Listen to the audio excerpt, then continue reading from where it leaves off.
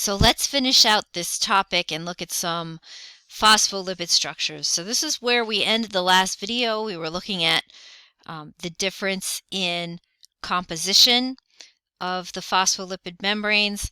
And that composition of the phospholipid membranes is going to vary depending on the type of membrane we're talking about, whether it's a membrane that's surrounding an organelle or a membrane that's surrounding the cell. Note that the composition of that membrane is asymmetrical with regard to the leaflets as far as what lipids we find there and what proteins we find there in the outer leaflet versus the inner leaflet.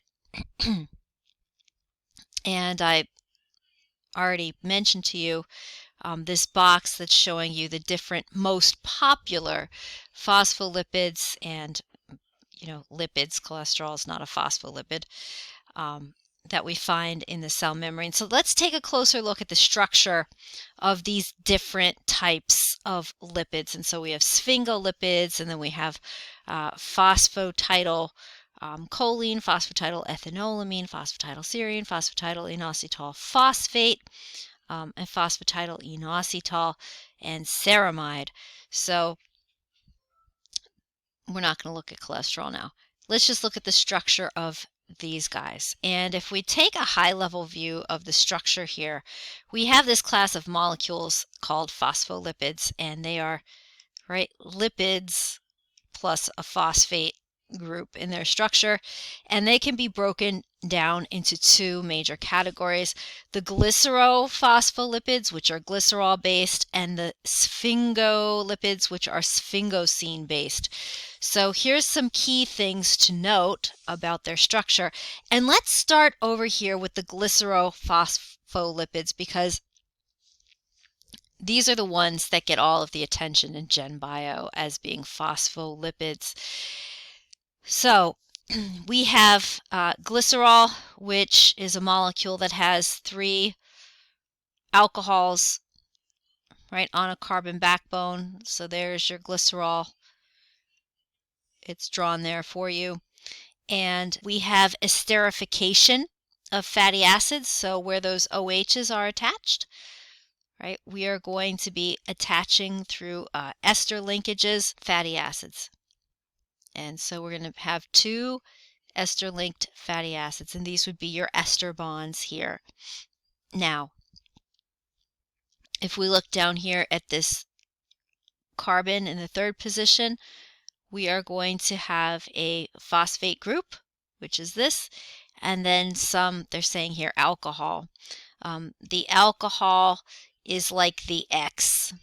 It's going to vary in composition, and you're going to see that on the next slide coming up. Sphingolipids are very similar in their overall structure to the structure of a glycerol-based phospholipid, except here we have an amide-linked fatty acid, and we only have one amide-linked fatty acid.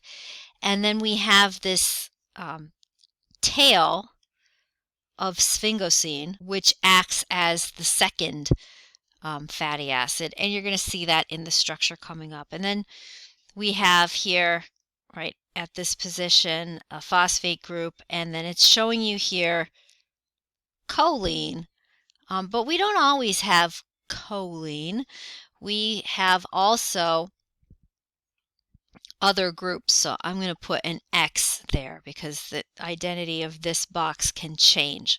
So let's take a look now at the glycerophospholipids and get a closer view of their structure with regard to this alcohol group. So here's the name of the glycerophospholipid, and that name is dependent upon the X group. And so the X group is shown here. And I want to go back and precise to you. We're talking about, basically this,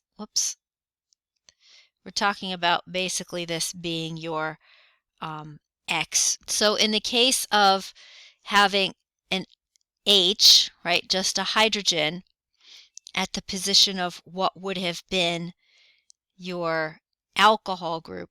That's phosphatidic acid. So if we go back and you look here and we say instead of this alcohol group, and if we say instead of that alcohol group, we have a hydrogen, that is now phosphatidic acid. If we change that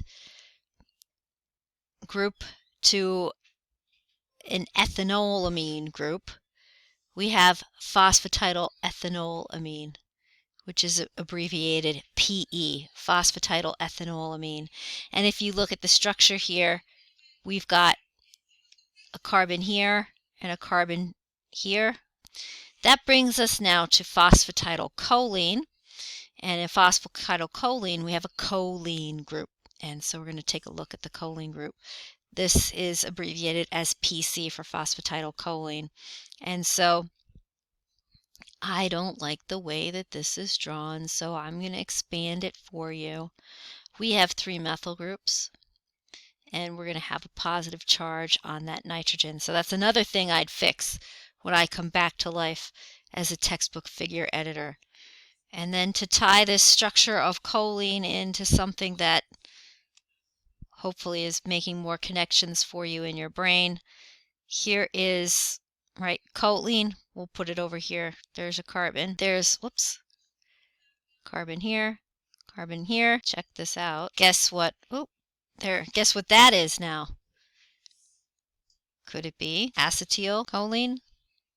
Yes, it is acetylcholine. So start to think these things. When you look at these pieces of biological molecules, start to think about this in your brain. So acetyl, 2 carbons, acetylcholine, right? And so there's your acetylcholine. All right, let me erase this so that we don't overshadow what's below it. Now we're up to phosphatidylserine. That's abbreviated PS. And it really is serine, the amino acid. And if you look here, this is your carboxyl group. Here's your amino group. This guy here is your alpha carbon. And right, that would be your R group over here. So this is your R group, and we would have had the OH here that gets right linked on. So remember, for your R group for serine, and I'm going to draw it backwards, this would be the rest of serine. So this is C alpha and beyond. Over here you would have your CH2, and then you've got here your OH. So there's your serine. So to fill in for the rest of these, just really quickly, I think you have the idea at this point. Phosphatidylglycerol, our X would be a glycerol. So there are your 3 carbons, and there would have been an OH here. In fact, there's OHs for all these. Okay, so we're going to continue forward, and we're going to be looking now at a comparison between these 2 types of phospholipids. So we've got the glycerolipids and the sphingolipids. And at the top here you see an example of a glycerol-based phospholipid, and at the bottom you see the example of a sphingosine-based phospholipid. So if we take a look here at glycerol, your glycerol is in the orange box here. Those are your 3 carbons of glycerol. We have here a fatty acid, and down here a fatty acid. And these fatty acids could be different in chemical composition. So at the top here you see palmitic acid. Palmitic acid is a saturated 16 carbon fatty acid. Linolenic acid is an unsaturated, right? It's a polyunsaturated fatty acid that has 18 carbons. And so we can have fatty acids of different types esterified here. Each one is attached. Each fatty acid is attached with an ester linkage to one of the OH groups on the glycerol. And then at the third OH group on the glycerol, we have the addition of a phosphoryl group. and then your X would go here, and that X, right, if we're talking about other things, would have an OH group that is going to be utilized to form this phosphoester linkage. Okay, now on to sphingosine, and let's see how this is different now.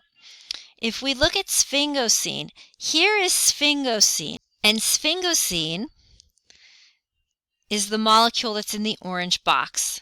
Sphingosine has 18 carbons, and it has one carbon-carbon double bond, and it also has a amine, right? So there's your sphingosine.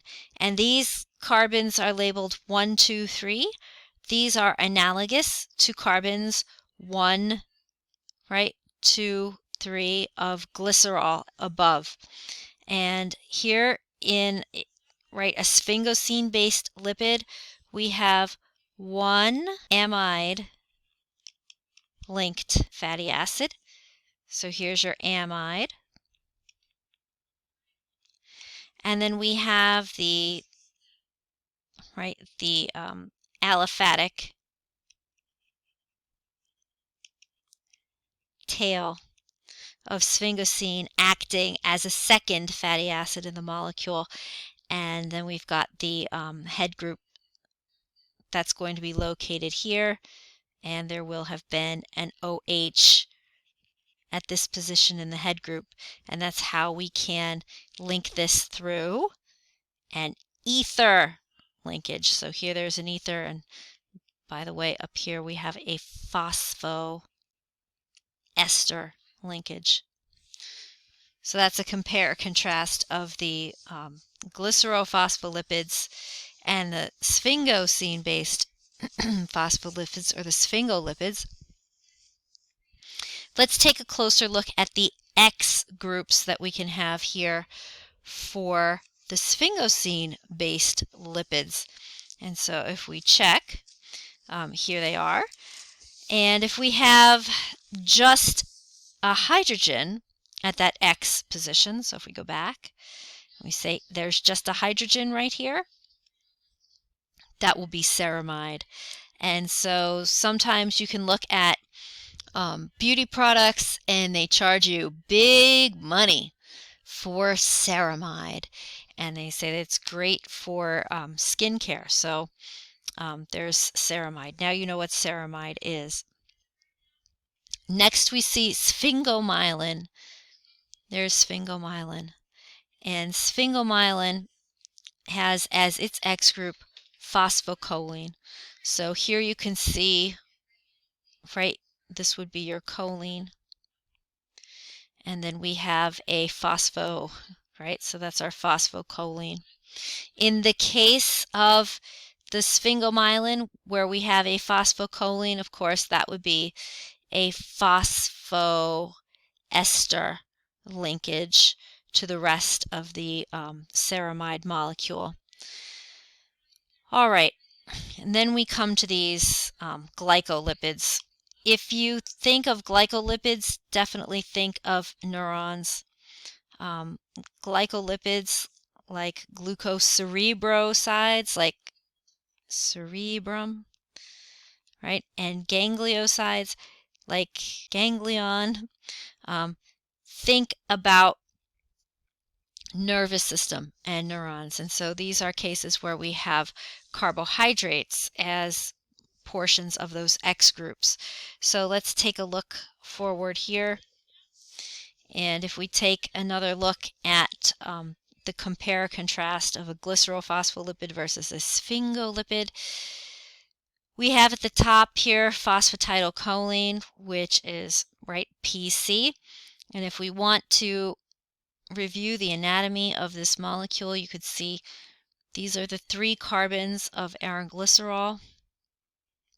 And down here in our sphingomyelin molecule, these would be the analogous 3 carbons that align to the 3 carbons of our glycerol, right? So these are the glycerol-like carbons. Let me change the ink color, and we're going to go with a blue.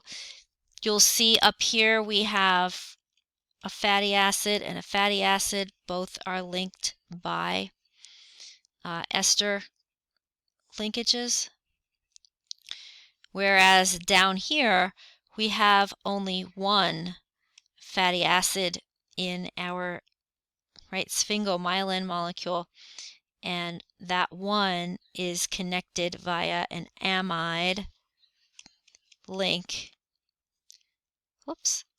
to sphingosine. So where is sphingosine, you say?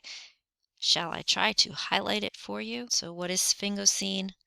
This molecule here, that is your sphingosine, right? This came from sphingosine. All this is sphingosine, and there was an OH there. All right, so that's your sphingosine. Next, you can see the phosphate group that's been added in, and I'm going to switch colors. So if we look up here in our phosphocholine, we have a phosphoester here linking it to the molecule, and down here we also have another phosphoester.